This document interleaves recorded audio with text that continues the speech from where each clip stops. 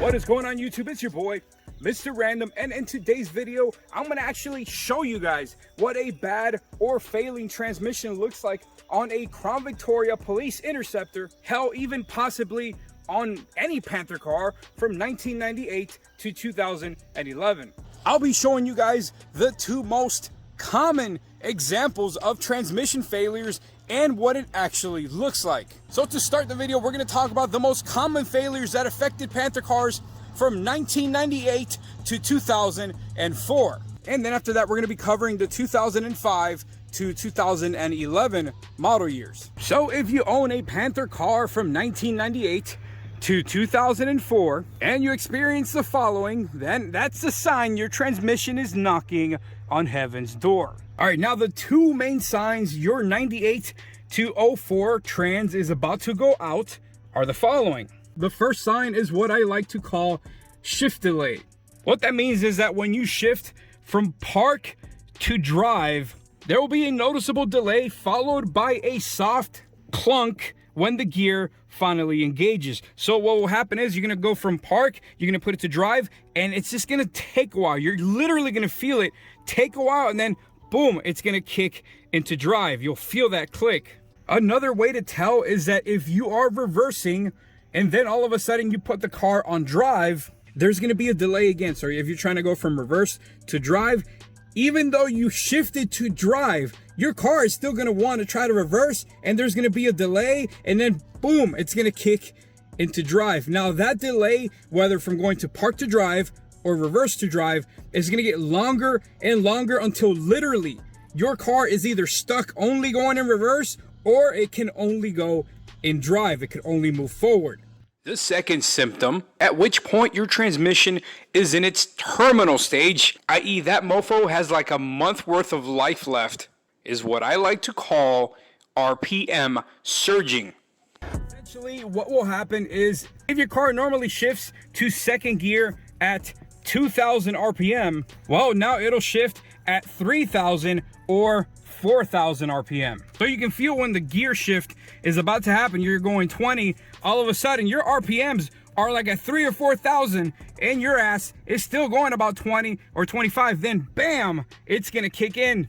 This only gets worse with the more speed you gain, essentially shifting to fourth gear at either 5,000 or full red line. Even though you could be going 45 or something like that, the RPMs are gonna be going all the way almost to red line just to be able to shift to fourth gear. So if you're driving a 1998 to 2004 Panther car and you find yourself going 30 miles an hour and your RPMs are either at 5,000 or at red line just to shift, at that point, you're pretty much screwed. Now, a big portion of the time, that whole RPM craziness is gonna be accompanied by a noticeably audible whining noise. It's gonna sound like a supercharger right where your transmission hump is, right where like a center console would normally go. You're gonna hear a very high-pitched whining noise, and that's also not a good sign. You see, with the older Panther cars, what would happen is with time, all the gearing inside the transmission would eventually strip and essentially destroy themselves. The cause for the RPM surge and the shift delay is that there were no systems or sensors put in place to prevent catastrophic failure. So in theory, you could literally drive your car until the trans would self-destruct. Cue in the 2005 to 2011 Panther cars. You see, the later Panther models actually came with sensors to prevent catastrophic transmission failure. But the downside to that is that your car will be stuck in what essentially is limp mode. Oh yeah, limp mode. And limp mode will cap your ass off at 40 miles an hour, and you're pretty much not gonna go any further than that. Another sign of a failing trans, besides the 40 miles per hour limp mode, is the dreaded wrench light. There could be several other reasons why your car is throwing a wrench light, some of them being related to your throttle body or to your actual throttle position sensor. But if all of those check out and your car is still in limp mode, nine times nine times out of 10, it's going to be transmission related. That's because newer Panther cars have sensors for output and input shafts of the transmission. They know what the gear ratios are, and if the speeds of the two sensors don't line up with what they should be for the gear it's in, it concludes that the transmission is slipping, so it throws a code and lights the wrench and activates limp mode on your car. The reason for this is because unlike older Panther cars where you could literally drive it to the ground, the newer cars prevent you from causing further damage to your transmission, allowing for it to be rebuilt, which could sometimes cost around $2,000. With the average Panther trans costing anywhere between $400 and $700, sometimes it's just cheaper to throw in a used trans and get a few years out of it. Speaking of dead transmissions, luckily for you guys, I just so happen to have a 2006 Crown Victoria that checks every single one of those boxes.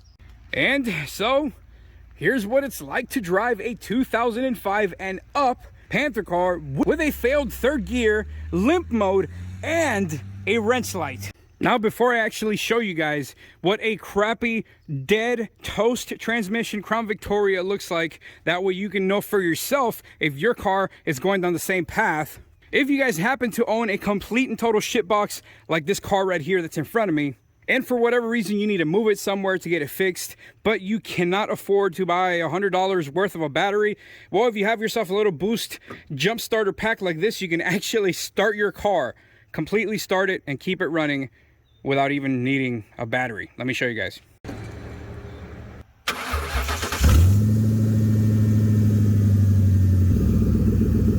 So this is what limp mode looks like on an 05 and up Crown Vic, the bad trans. Notice as I start to drive that the car won't go past 30 miles per hour. And if you try to get on the gas, the car will sputter and throw a wrench light, and well, here, just look for yourself.